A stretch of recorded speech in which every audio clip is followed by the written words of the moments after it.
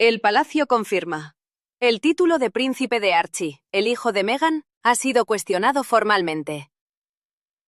12 palabras. Solo 12. Archie tiene más chispa que George. Nació para el foco. Meghan Markle las pronunció. Y comparó. ¿A quién? Al hijo del futuro rey, el príncipe George, con el suyo propio. Una afrenta directa a la línea de sucesión. George, la estabilidad de la corona. Archie, la chispa de Hollywood. Yo veo un protocolo secreto activándose. Uno que nadie se atrevía a mencionar. Abogados constitucionales salieron de las sombras. El palacio, por primera vez, no negó. Su silencio fue la condena. Y ahora, yo te mostraré cómo esta explosión real sacudió los cimientos de la monarquía. En menos de 72 horas, la Casa Real actualizó su línea oficial de sucesión en línea. Archie Harrison Mountbatten-Windsor y Lilibet Diana Mountbatten-Windsor habían desaparecido. No, esto no era solo por una jactancia mal calculada. Esta fue la grieta definitiva en unos cimientos fracturados desde hacía mucho tiempo. Unos cimientos que Meghan misma había estado erosionando discretamente durante años. Es la historia de dos nacimientos, uno en palacio, otro en una clínica privada. Los registros oficiales, en su momento, contaban una historia pulcra. Archie nació el 6 de mayo de 2019 en el Hospital Portland de Londres. Un nacimiento real, una celebración global, una nueva generación Windsor. Pero la verdad, oculta durante años y desenterrada recientemente, revela una narrativa completamente distinta. En el año 2025, unos documentos gubernamentales internos fueron filtrados discretamente. ¿A quién? A la Oficina Parlamentaria para la Integridad Constitucional. Entre ellos, yo lo sé, había un formulario escaneado del Centro de Fertilidad de Santa Bárbara. La fecha, 18 de abril de 2019. Firmado por personal médico. Acompañado de datos genéticos anonimizados. El formulario, en letra mayúscula e inconfundible, indicaba a la madre sustituta A como portadora. Bajo fuente materna, óvulo de donante no relacionado. El espacio para Meghan Markle no estaba en blanco, no. Figuraba bajo la categoría de padre intencional. Un niño real, concebido mediante donante de óvulos anónima y madre sustituta. En suelo americano. No en el Reino Unido. No bajo la atenta mirada de la corona. Y, por supuesto, no bajo la definición legal de nacido del cuerpo. Esto es crucial, tal como exige el Acta de Establecimiento de 1701, para asegurar la sucesión al trono británico. Oculto a plena vista. El bautismo que se desvaneció, el silencio de las cámaras. El público apenas vio a Archie en sus primeros años. Meghan, claro, alegó privacidad. Quiero que mis hijos crezcan sin el trauma de los flashes de las cámaras, dijo a The Cat en 2022. Pero las fuentes del cuerpo de prensa real confirman algo más profundo, algo que se sospechaba ya entonces. A diferencia del príncipe George, la princesa Charlotte o el príncipe Louis, ellos fueron bautizados con agua real, ungidos según la tradición de la corona, bendecidos públicamente en los primeros 6 meses de vida. Archie, en cambio, nunca fue formalmente bautizado al estilo real. No hubo servicio de bienvenida en la capilla de St. James, ninguna lista oficial de invitados publicada, sin arzobispo, sin la pila bautismal de plata real. En su lugar, ¿qué obtuvimos? Una fotografía borrosa, mal iluminada, compartida en línea. Mostraba a Meghan sosteniendo a Archie, con un vestido que no le quedaba bien, flanqueada por Doria Ragland y el príncipe Harry. El palacio permaneció en silencio. Ahora, 5 años después, yo veo que ese silencio fue intencionado. Fue un silencio diseñado. Un divorcio silencioso de la sangre real. A principios de 2020, durante la histórica cumbre de Sandringham, Meghan y Harry formalmente abandonaron sus roles como miembros trabajadores de la realeza. En ese momento, se dijo al público que era una decisión mutua. Por independencia financiera. Por una vida privada. Pero, según un segmento desclasificado del protocolo de Sandringham de 2020, publicado la semana pasada por la oficina de la princesa Ana, su partida incluía una cláusula. Una que ahora se revela devastadora. Cláusula 7, párrafo 3. El soberano se abstendrá de investigar o escrutar asuntos de linaje y nacimiento, a cambio de la retirada de deberes, títulos y prerrogativas, y de abstenerse de denigrar públicamente a la corona. Meghan y Harry aceptaron. Ellos firmaron. Para 2021, Meghan ya había acusado a un miembro anónimo de la realeza. ¿De qué? De cuestionar el tono de piel de Archie, en la ahora infame entrevista con Oprah Winfrey. En 2022, la serie de Netflix, Harry y Meghan, denunció una cultura de frialdad, una jerarquía implacable, negligencia emocional dentro de los muros del palacio. Y en 2023, las memorias de Harry, Spare, pintaron a su propia familia como cruel y calculadora. En respuesta, la cláusula fue anulada. Justo entonces, las compuertas se abrieron. El rastro financiero. De Frogmore a la fertilidad. Lo que selló la decisión de la corona no fue solo la genealogía, fue el dinero. Yo lo sé. Los investigadores parlamentarios confirmaron. Fondos de la subvención soberana, etiquetados como renovaciones de Frogmore Cottage, fueron desviados. ¿A dónde? A una empresa fantasma con sede en Delaware. Arch Genesis LLC. Esa compañía, a su vez, transfirió más de $482.000 estadounidenses al Centro de Fertilidad de Santa Bárbara. Entre diciembre de 2018 y mayo de 2019. Desglose de pagos. $95.000 estadounidenses para honorarios de agencia de subrogación. $110.000 estadounidenses para contratos legales. $195.000 estadounidenses en servicios médicos. $82.000 estadounidenses, tarifa final por nacimiento vivo para la candidata 6, nombre censurado. Esto no fue una mejora de guardería, no. Fue un paquete privado de fertilidad, financiado por los contribuyentes británicos. Es un escándalo. La comparación fatal. Esto nos devuelve al comentario de Meghan en enero de 2026, comparando a Archie con George. Para muchos dentro del palacio, no fue solo ofensivo, fue revelador. Comparar a un niño, criado en el corazón de la tradición real, con otro, protegido de su mismísimo núcleo, biológica e institucionalmente. Esto no solo fue engañoso, fue una declaración de guerra. ¿Y ahora qué? La corona no ha ofrecido una rueda de prensa, no hubo un discurso formal. Pero el 18 de enero de 2026, el rey Carlos III firmó una enmienda a las cartas patente, redefiniendo oficialmente quién puede ostentar títulos reales y derechos de sucesión. Dice así: los títulos, honores y posiciones de sucesión se conferirán únicamente a aquellos nacidos de la unión biológica somática de los descendientes del soberano y sus cónyuges legítimos. Los nombres de Archie y Lilibet desaparecieron del sitio web real en menos de 36 horas. Los defensores de Meghan lo llaman represalia. Sus críticos, justicia. Pero dentro del palacio solo se susurra una palabra: cierre. La familia real ha sobrevivido a guerras, a abdicaciones, a divorcios, a escándalos. Pero siempre lo ha hecho sobre una base inquebrantable: el linaje. Esa base comenzó a resquebrajarse, no por entrevistas a la prensa, no por documentales de Netflix, no. Fue por la geografía. Mientras que la historia oficial, contada en mayo de 2019, afirmaba que Meghan dio a luz a Archie en el Hospital Portland de Londres, los corresponsales reales, con ojos de lince, notaron algo peculiar, casi de inmediato. Yo lo vi.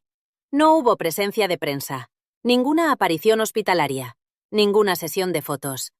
Fue una ruptura discordante con décadas de precedente. El príncipe William y Catherine presentaron a sus 3 hijos, con orgullo, en los escalones del ala lindo.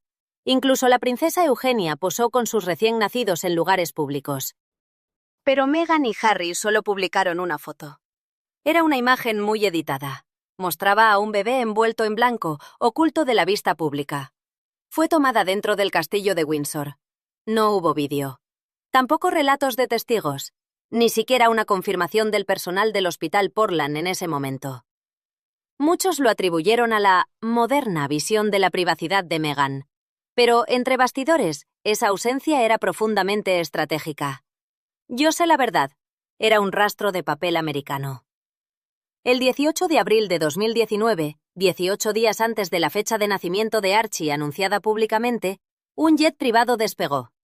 Estaba registrado a nombre del Global Access Aviation Group, un gestor de vuelos diplomáticos.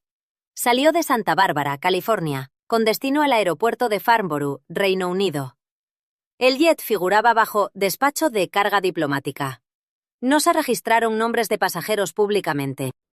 Justo entonces, documentos de aviación filtrados, obtenidos por el Comité Parlamentario de Gastos Soberanos a finales de 2025, revelaron una alineación sorprendente. La declaración de peso y contenido de la carga de la aeronave incluía cajas de soporte médico, equipo de lactancia infantil y una anotación. Estaba marcada como transferencia biosensible, predespachada por aduanas de Su Majestad. En ese mismo día, un formulario de admisión médica del Centro de Fertilidad de Santa Bárbara, con la misma fecha, registró un nacimiento exitoso. Era el de un bebé varón, mediante subrogación gestacional, óvulo de donante y material genético paterno. Los padres intencionados figuraban como HM y MM. Para protección legal, el certificado de nacimiento fue sellado bajo la Ley de Privacidad de Reproducción Asistida de California. Pero la verificación cruzada de los horarios del personal, los códigos de procedimiento y los memorandos internos confirmó una verdad ineludible. Archie Harrison nació en California, no en el Reino Unido. Este simple detalle, un código postal a miles de kilómetros de la corona, destrozó la farsa. La pretensión de que Archie era un heredero real constitucional se vino abajo. La fase de lavado posnacimiento. Los funcionarios británicos han comenzado discretamente a referirse al periodo de 18 días, entre el 18 de abril y el 6 de mayo de 2019, como la fase de lavado. Fue durante esta ventana cuando el bebé, ya nacido y documentado en Estados Unidos, fue transportado al Reino Unido. Todo bajo un escudo diplomático. Al personal del palacio se le indicó que evitara cualquier coordinación hospitalaria y que respetara transiciones médicas privadas. Solo un puñado de cortesanos de alto rango conocía la verdad. Muchos de ellos han dimitido o se han retirado desde entonces. Para completar la ilusión, se redactó un comunicado de prensa con fecha retroactiva. Afirmaba que Meghan había iniciado el trabajo de parto en las primeras horas del 6 de mayo y que había dado a luz a Archie en el Hospital Portland a las 5:26 de la mañana. Sin embargo, cuando los medios contactaron al hospital para confirmación, los administradores se negaron a comentar. Un silencio que, en ese momento, fue descartado como una solicitud de privacidad. Ahora yo lo veo como complicidad. La explicación cambiante de Meghan. En una entrevista de agosto de 2021 con Luke, Meghan intentó explicar las inconsistencias. Dijo: honestamente, estaba tan abrumada, ni siquiera recuerdo en qué hospital fue. Mi mente estaba en una niebla. Sé que suena tonto, pero el parto es desorientador. Para millones de madres, esa excusa sonó falsa. Como un comentario viral bajo la entrevista expresó: no olvidas dónde diste a luz, no si estuviste allí. El palacio permaneció en silencio, pero, discretamente, sus abogados comenzaron a recopilar documentación. Anticipaban un futuro ajuste de cuentas que ya no dependería de entrevistas, emociones o memoria, sino de hechos. La ley real no tiene cabida para la niebla. La ley constitucional británica no se adapta al sentimiento público. Se basa en la precisión, no en la percepción. La Ley de Establecimiento de 1701 estipula que cualquier sucesor real debe nacer del cuerpo de un consorte real legítimo. Esa frase puede sonar arcaica, pero es legalmente inquebrantable. El uso de una madre sustituta genera dudas de inmediato. El uso de un óvulo de donante, aún más. Y el nacimiento fuera del territorio británico, bajo circunstancias no reveladas, transforma el asunto de un negocio familiar privado a una cuestión nacional de fraude de sucesión. Lo que finalmente rompió el muro del silencio institucional no fue un registro hospitalario, ni una fuga de ADN, ni siquiera las comparaciones incendiarias de Meghan Markle entre Archie y el príncipe George. Fue una hoja de cálculo, un conjunto de partidas, un rastro de papel enterrado dentro de una serie de auditorías discretas que datan de mediados de 2019. El escándalo no comenzó con titulares, comenzó con anomalías en el fondo de renovación de Frogmore Cottage. Un proyecto de varios millones de libras, financiado oficialmente por la subvención soberana. El presupuesto financiado por los contribuyentes de Gran Bretaña para el mantenimiento de las propiedades reales. En la superficie, la lista de gastos parecía rutinaria. Instalaciones de guardería mejoradas, cocina modernizada, seguridad biométrica y paisajismo. Pero dentro de las asignaciones presentadas para el segundo trimestre de 2019, se ocultaban varias transacciones sospechosas. Transferencias enviadas no a contratistas británicos, sino a una sociedad fantasma registrada en Delaware, llamada Arch Genesis LLC. El nombre era peculiar, el momento, sospechoso, y las cantidades, alarmantes. Una revisión interna, realizada discretamente por la Oficina de Finanzas de la Casa Real y supervisada por el entonces Lord Chambelán, Earl Peel, notó lo siguiente. El 3 de abril de 2019, 12.400 libras esterlinas, enviados a Arch Genesis LLC, marcados como Consulta Avanzada de Diseño de Guardería. El 25 de abril de 2019, 63.500 libras esterlinas, etiquetados como Retenedores de Privacidad Médica de Emergencia. El 2 de mayo de 2019, 700 libras esterlinas, etiquetados como Desembolso Final, Transferencia Compensatoria por Maternidad, Candidato 6. Los campos de las notas eran vagos, estaban repletos de frases en código real. Pero la actividad transfronteriza despertó sospechas en el Comité de Auditoría de Crown Estate. Se abrió una investigación y luego, inesperadamente, se detuvo. ¿Por qué?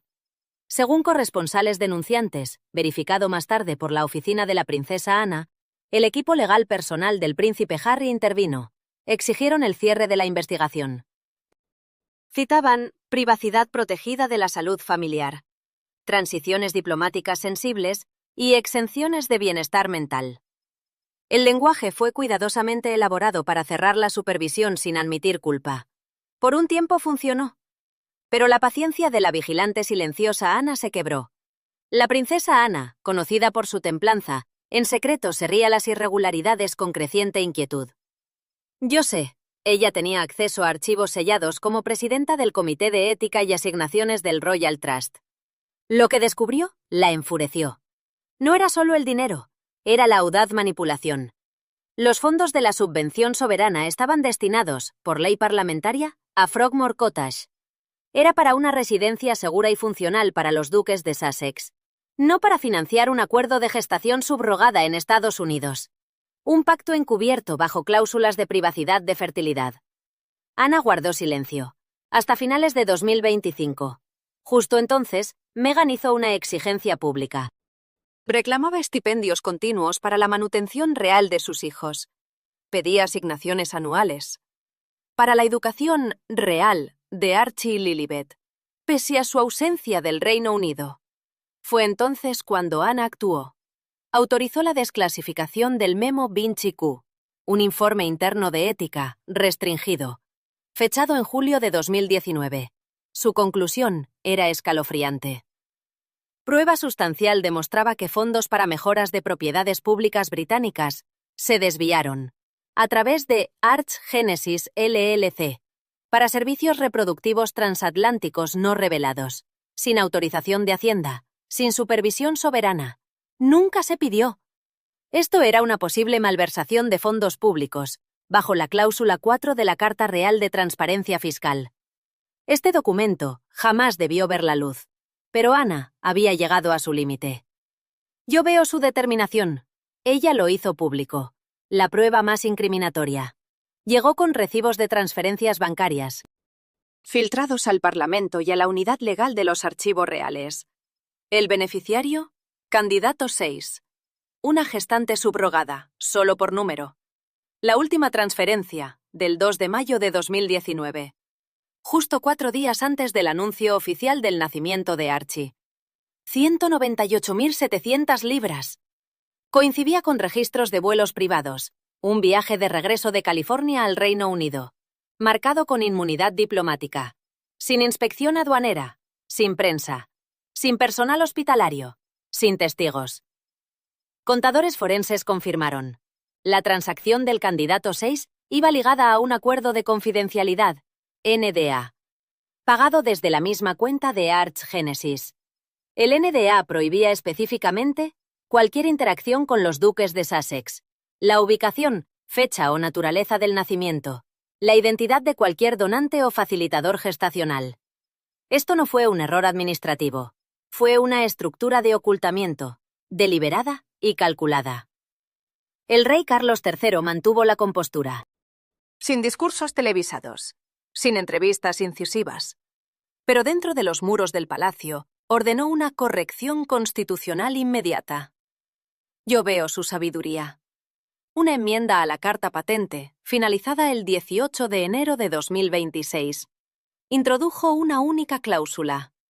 La elegibilidad para estilo, honor o sucesión dentro de la Casa Real se restringirá a partir de ahora a individuos nacidos de unión biológica somática entre miembros reconocidos del linaje real y sus cónyuges legítimos.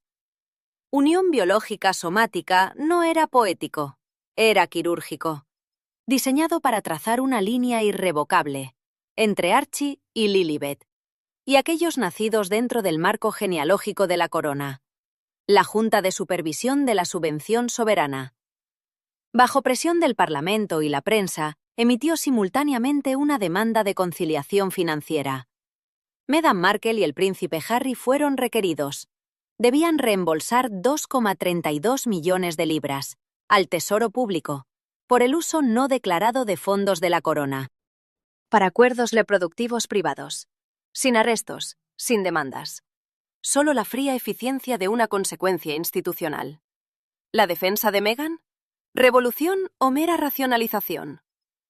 Públicamente, Meghan contraatacó. Enmarcó el asunto como un ataque sistémico, contra la maternidad progresista. En un artículo de opinión para The Atlantic, el 20 de enero, ella escribió: «La corona ha optado por castigar a las familias no tradicionales. No me disculpo por cómo mis hijos llegaron al mundo. No me disculpo por desafiar la jerarquía polvorienta que teme lo que no puede controlar». Citó a la princesa Diana, como su precedente espiritual. Incluso mencionó el desafío de Diana al código de vestimenta y su labor benéfica, como prueba de que las reglas deben evolucionar. Pero para muchos, la diferencia era abismal. Diana desafió protocolos anticuados, pero nunca ocultó la existencia ni el origen de sus hijos. Ahí, según el historiador real Miles Broderick, la comparación se desmorona. Diana jamás negó el linaje a sus hijos. Meghan lo borró. Cuando Meghan Markle y el príncipe Harry renunciaron a sus deberes reales a principios de 2020, muchos asumieron una ruptura, causada por acoso mediático, tensión racial e incompatibilidad cultural. Pero revelaciones recientes pintan una estrategia más deliberada, no arraigada en la protección, sino en la retribución. Yo sé que en mensajes privados, revisados por el Consejo Legal del Palacio, citados en el Memo 47A, Meghan supuestamente le dijo a una amiga: «Si quieren despojarme de respeto, los despojaré de sangre. Tomaré lo único que no pueden controlar, mis hijos, y los haré míos, no suyos». No fue solo una declaración emocional, fue un plan, la arquitectura de la distancia. Desde el nacimiento de Archie, Meghan aseguró su alejamiento de los rituales, esos que definen la pertenencia real, sin bautismo en la Iglesia de Inglaterra, sin reconocimientos de cumpleaños en cuentas reales. Después de 2021, sin participación en eventos del jubileo o coronación, sin lazos escolares con el sistema británico. Incluso Lilibet Diana, nombrada por la reina Isabel II, no fue llevada al Reino Unido, hasta el jubileo de platino de la reina en 2022. E incluso entonces, solo para una reunión privada de 15 minutos, a puerta cerrada, sin fotos permitidas, sin confirmación de los asistentes de la reina. El patrón era inconfundible.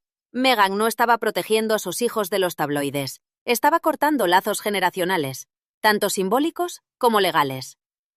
Ella lo disfrazó de protección, pero sus palabras en el Foro Global de Mujeres de Aspen, en 2023, revelaron una verdad más cruda. ¿Qué significaba reconocer su maternidad? Yo lo veo claro ahora. La ausencia de Meghan en ciertos ritos, su miedo a que se usara en su contra, era un resentimiento profundo. La credibilidad de Meghan se basó en la infame entrevista con Oprah en 2021. Ella fabricó relatos de racismo y crueldad. Afirmó que Catalina, la princesa de Gales, la hizo llorar antes de su boda. Pero el castillo de naipes se derrumbó. A finales de 2023, una correspondencia electrónica filtrada, fechada el 15 de noviembre, entre Oprah Winfrey y el Palacio de Kensington, confirmó la verdad. Oprah se disculpó discretamente con Catalina, la princesa de Gales. Había recibido pruebas irrefutables que desmentían la versión de Meghan. Un golpe devastador para su narrativa. Esa disculpa nunca se hizo pública, pero fue suficiente para reabrir el escrutinio del palacio sobre las afirmaciones previas de Meghan, especialmente aquellas ligadas al sesgo institucional hacia sus hijos. Meghan usó el fantasma de la discriminación para justificar cada separación, de la familia, del país, de la rendición de cuentas. Yo lo sé. Cuando sus acusaciones se revelaron inconsistentes o exageradas, ¿qué quedó? Solo la distancia. Y esa distancia se convirtió en su arma más letal. El pacto silencioso de Sandringham ha sido expuesto. La princesa Ana lo reveló en enero de 2026. No era solo un acuerdo de renuncia, era un pacto de contención de amenazas mutuas. Meghan y Harry renunciaban a títulos y deberes. A cambio, el palacio se comprometía a no investigar el lugar de nacimiento de Archie, ni la naturaleza legal del rol materno de Meghan, ni la financiación del proceso de subrogación. La cláusula 9.4 del Acta de Sandringham lo especificaba. Las partes se abstendrán de declaraciones públicas o insinuaciones sobre prejuicios, negligencia institucional o preocupaciones sucesorias referentes a menores nacidos del matrimonio. Meghan firmó. Harry firmó. La reina rubricó. Un año después, llegó Esper. Luego Netflix. Luego los podcasts. Luego Oprah. Cada acusación era un golpe a la frágil tregua. En diciembre de 2025, el rey Carlos III declaró el acuerdo roto. El palacio era libre de actuar. Yo sé que fue justo entonces cuando la paciencia real se agotó. Catalina y Sofía, las damas de la corona, son el estándar que Meghan rechazó. La princesa de Gales y la duquesa de Edimburgo han mantenido una dignidad silenciosa. Sus hijos, Jorge, Carlota, Luis y Jacobo, han seguido una educación rigurosa. Han participado en cada evento público. Han cumplido con los ritos de paso nacionales, sin quejas. La resistencia de Meghan no era modernidad, era pura ansia de control. Ella criticó la prohibición de los jeans en las cenas reales, o el esmalte de uñas neutro, incluso la regla contra los selfies en eventos públicos. Los llamó reliquias anticuadas en una mesa redonda de Variety en 2022. Pero a diferencia de Diana, que desafió reglas sin destruir el sistema, Meghan usó la modernidad para dinamitarlo todo. Diana, la princesa de Gales, representaba la gracia y la compasión. Rompió el protocolo, sí, pero nunca la confianza.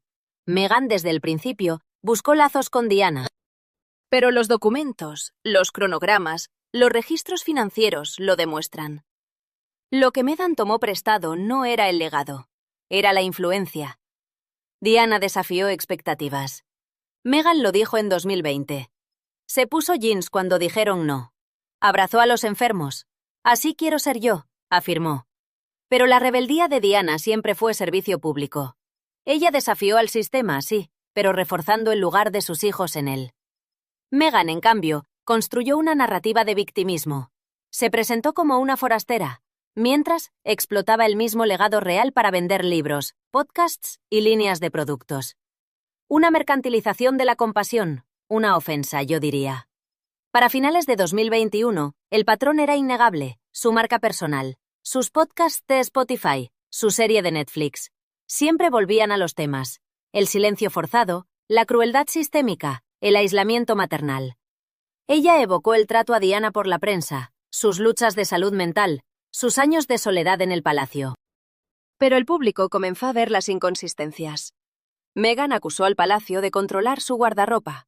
Justo entonces firmó un contrato multimillonario con Dior. Lamentó la intrusión mediática. Luego posó para fotos íntimas, en blanco y negro, con Archie para The Cat. Criticó los roles tradicionales. Sin embargo, se refería a sí misma como la duquesa, en su marca comercial. Lo que parecía catarsis era manipulación calculada. Para 2023, yo sé que varios antiguos miembros del personal de Diana habían rechazado ofertas de Meghan. Su incomodidad filosófica con el uso de la imagen de la princesa era evidente. El punto de inflexión fue el discurso navideño de 2025, televisado. Meghan apareció sola, con un cuello alto blanco, pendientes de perlas. Una referencia inconfundible a la icónica entrevista de Diana en Panorama de 1995. Como la mujer que me precedió, declaró, he sido cazada, juzgada y traicionada, pero he encontrado la fuerza para levantarme, no por una corona, sino por mis hijos. Buscaba empoderar, pero fue explosivo. La reacción en línea fue inmediata. En menos de 3 horas, la etiqueta Diana no es Meghan dominó las redes sociales en todo el Reino Unido. Los principales medios de comunicación denunciaron la explotación descarada del legado de Diana. Incluso el príncipe William, en un comentario extraoficial filtrado al Times el 26 de diciembre de 2025, expresó su desaprobación. Mi madre vivió por la verdad, afirmó. Esto no es la verdad de ella. Justo entonces, en el instante en que Meghan intentó equiparar su propia batalla con la de Diana, mientras ocultaba la verdad sobre el origen de Archie y Lilibet, la comparación se desmoronó por completo. Era irreparable. Meghan no solo violó un estándar real, quebrantó un precedente fundamental. Rompió más que una emoción, fue la tradición. Diana nunca cuestionó la paternidad, la biología, ni el estatus legal de sus hijos. Jamás los aisló de sus abuelos, ni les negó la participación en eventos reales. Su rebeldía siempre se mantuvo dentro de los límites de la sangre, nunca en su contra. Un respeto que Meghan no comprendió. En marcado contraste, Meghan, como revelaron los infames archivos de Sandringham y las detalladas revelaciones financieras, había construido la identidad de sus hijos sobre un modelo completamente ajeno a la tradición, la legitimidad y la ley de Windsor. Desde el uso de óvulos de donante y una madre sustituta, pasando por la ocultación de los certificados de nacimiento de California, hasta la exigencia de títulos y asignaciones mientras se negaba a regresar al Reino Unido. Cada decisión suya denotaba una distancia calculada, no un exilio forzado. El rey Carlos preparaba su golpe silencioso. La monarquía podría haber convocado una rueda de prensa, podría haberse enfrascado en una guerra de palabras, sí, pero no. Optó por una herramienta más silenciosa, infinitamente más poderosa: la recalibración legal. El 18 de enero de 2026, los Letters Patent Reform 2026-1 se publicaron discretamente en la London Gazette, en un discreto apéndice. Su redacción era un simple párrafo, sí, pero su efecto fue devastador. Los títulos y derechos de sucesión serían otorgados exclusivamente a los descendientes nacidos de una unión biológica legítima y semántica dentro de la línea soberana. Esto debía ser verificado y atestiguado según el protocolo constitucional. Con ese único trazo, Archie y Lilibet fueron formalmente borrados de cualquier estatus legal real. No hubo necesidad de revocación ni de ceremonias de eliminación. La ley simplemente había declarado que nunca fueron elegibles desde el principio. Una corona recalibrada. Yo lo veo como una jugada maestra. No fue un movimiento impulsado por la venganza, no. Fue por la pura supervivencia de la institución. En palabras del asesor constitucional Lord Howarth, la monarquía no es una marca moderna, es una línea de sangre. Cuando esa línea de sangre se distorsiona o se falsifica, todo lo demás, la ceremonia, la dignidad, el simbolismo, se derrumba. La corona, literalmente, no puede permitirse una mentira. En la mañana del 21 de enero de 2026, a las 9 de la mañana exactamente, una versión actualizada del sitio web oficial de la Casa Real se puso en línea. En silencio, sin bombo, sin titulares estridentes. Pero su impacto, yo sé, fue inconfundible. La línea de sucesión, que antes incluía a Archie Harrison Mountbatten-Windsor como sexto y a Lilibet Diana como séptima, ahora mostraba un vacío en sus posiciones. Sin notas, sin pies de página, sin ninguna mención, como si nunca hubieran existido. No hubo comunicado de prensa para acompañar el cambio. Pero fuentes palaciegas de la más alta confianza confirmaron. Esto no era una actualización burocrática. Esto era la implementación formal de los Letters Patent Reform 2026-1. La monarquía había trazado su línea. Los hijos de Meghan, simplemente, ya no estaban dentro. El último gambito de Meghan. En respuesta, Meghan emitió un comunicado de 3 párrafos a través de su fundación Archewell. La historia juzgará a quienes excluyen a los niños basándose en la biología, decía. Mis hijos nacieron del amor, fueron llevados con esperanza y criados con un propósito. Ninguna cláusula legal puede deshacer eso. Yo veo debilidad en estas palabras, pero el tono carecía de la combatividad de años anteriores. No hubo demandas, no hubo una segunda entrevista con Oprah, ni siquiera un anuncio de Netflix, solo un silencio pesado desde California. Y un público, por cierto, mucho menos comprensivo que antes. Incluso sus partidarios de antaño cuestionaron la base de su reclamo. ¿Cómo podía alguien que había protegido deliberadamente a sus hijos de la vida real, rechazado títulos al nacer, negado bautizos y apariciones en eventos nacionales, ahora argumentar que esos mismos niños tenían derecho a privilegios reales? Era el regreso de la disciplina de la corona. Detrás de escena, el rey Carlos y la princesa Ana iniciaron una auditoría mucho más amplia. El 25 de enero de 2026, el Comité de Recuperación de la Subvención Soberana presentó una solicitud formal de reembolso. Los Sussex debían devolver 2,32 millones de libras esterlinas.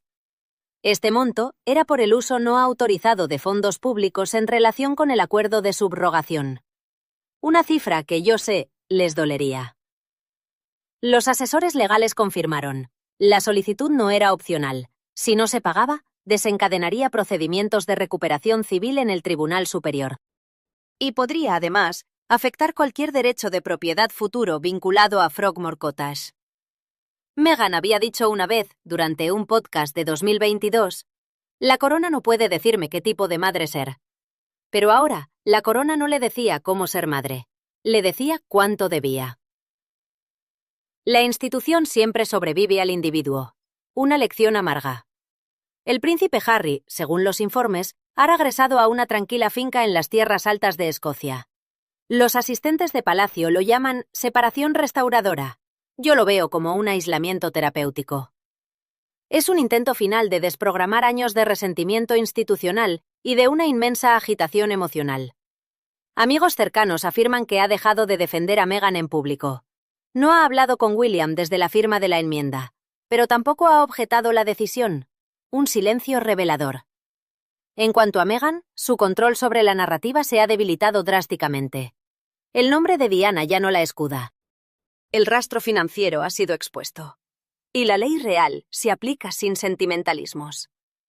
Justo entonces, su castillo de naipes se desmoronaba. Su papel final, quizás, no será el de la revolucionaria que imaginó. Será la historia de advertencia que jamás esperó. Una dinastía restaurada. Para la familia real, esto nunca fue cuestión de crueldad. Fue una cuestión de pura claridad. La sucesión, el honor y la legitimidad no son conceptos subjetivos, son estructuras legales y constitucionales inquebrantables. Y ahora, con las firmas estampadas, los títulos ajustados y la línea de sangre reafirmada, el mensaje es inequívoco. Nadie puede rehacer la monarquía para que se adapte a su propio